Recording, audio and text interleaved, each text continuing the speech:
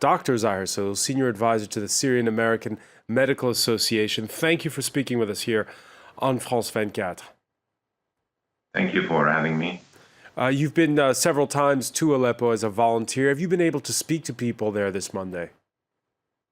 Yeah, I spoke with them today, actually, this morning. I spoke with the head doctor of M10 Hospital, which is a hospital, the main trauma hospital in the city of Aleppo. It's supported by my organization, SAMS.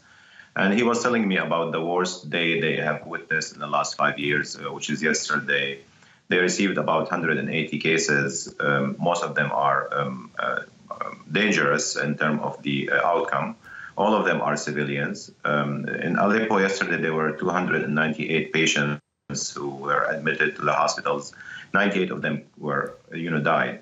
And he was telling me that, they're running out of medical supplies, and also they're not able to accommodate the large number of patients who they're receiving. They don't have enough surgeons. So surgeons had to choose which patient should they operate on and which patient should let go actually and die. And he was crying when he was telling me that they had to choose which children should, live and which children should die, because they did not have enough ventilators. They did not have enough ICU units. They did not have enough surgeons to operate on the patients.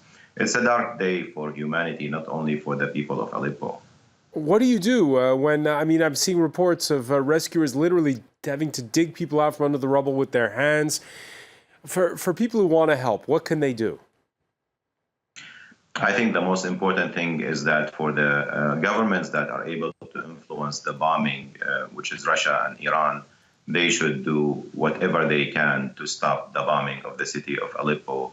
They are bombing children, they are bombing hospitals, they are bombing markets and civilian neighborhoods. They're not bombing terrorists. So they are committing war crimes every day by bombing these desperate people who are under siege for the past 2 months or so. Governments also who are, claiming that they are outraged, like the United States and France and Britain, they should exert all influence they can do to stop the bombing and have humanitarian assistance into Aleppo. Calling Russia barbaric, I think, is good, and I think they deserve that. But what's more important is to do whatever we can do in the Western world to stop the bombing and get aid to civilians in Aleppo. This is very crucial. We're talking about 300,000 people who are under siege, out of them 85,000 children who are running of water, of food supplies, of baby milk, of diesel fuel, of medicine, of ventilators, and also they are running out of hope. And I think in previous conflicts, the governments have done different things to save the population. They're not doing it for Aleppo for whatever reasons, and it is not acceptable that the Aleppo civilians are kind of the victims of this political game between the United States and Russia. Yeah, because we had that 7-day truce, but the aid that was intended for Aleppo stayed at the border the whole time. What's your view when you hear that there are still diplomats working to revive that truce?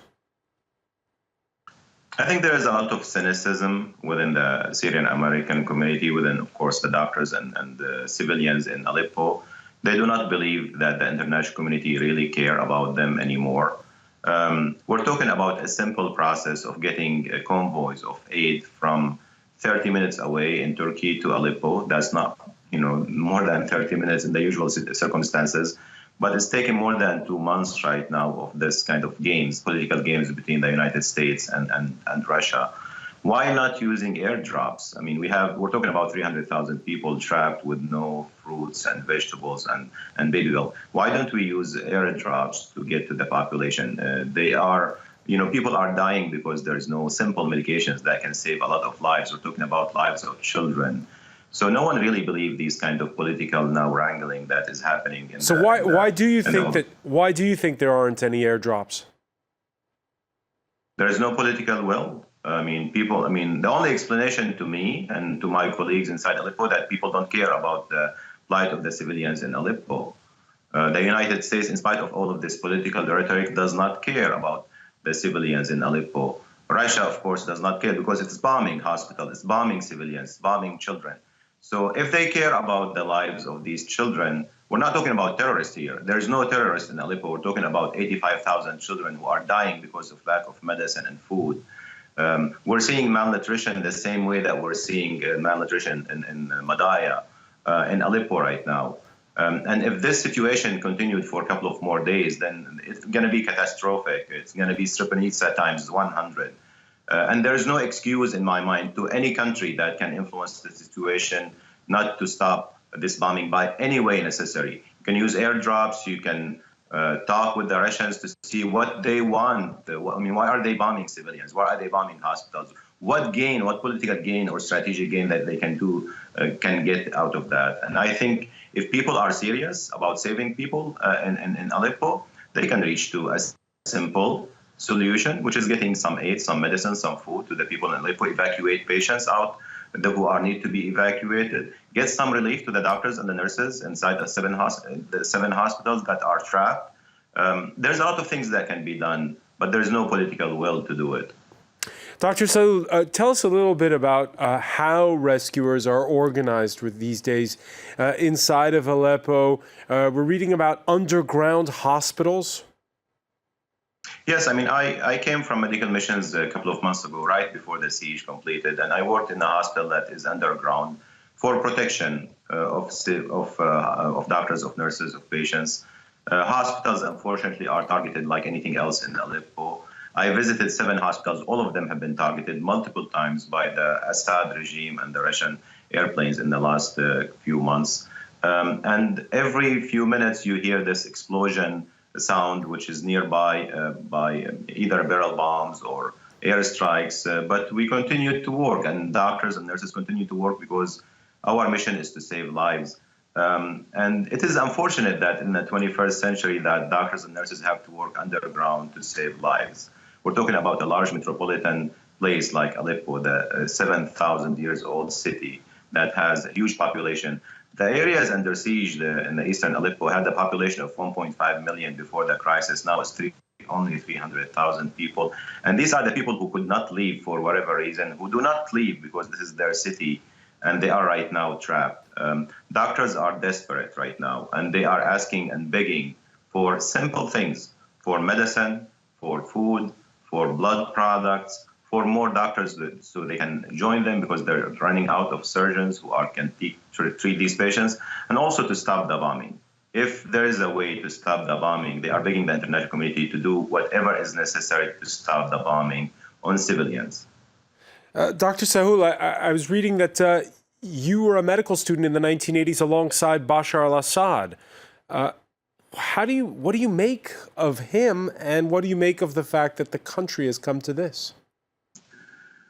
It is unfortunate that he went through medical school and he pledged the Hippocratic Oath without understanding what that means. In my mind, any physician who justify killing doctors and nurses, more than 750 doctors and nurses were killed in Syria. More than 350 hospitals were destroyed by his own troops and by his allies. Any physician who justifies this, for whatever reason, is devoid from humanity, not only from humanitarianism. As a doctor, you're sworn to treat your enemies and also your friends. And what is he doing is, of course, the opposite of medical neutrality and impartiality that we learn in medical school. This extreme brutality has no boundaries, and I really cannot understand it. I cannot explain it. He was an average person in medical school. No one expected him to be that brutal. But what we're seeing right now is really something that we've never witnessed in the world, that you have someone who graduated from medical school, who pledged the Hippocratic Oath, and he is justifying killing doctors and nurses and hitting hospitals. I cannot explain that. Dr. Zaher Sahloul of the Syrian Medical Society, many thanks for joining us from Chicago.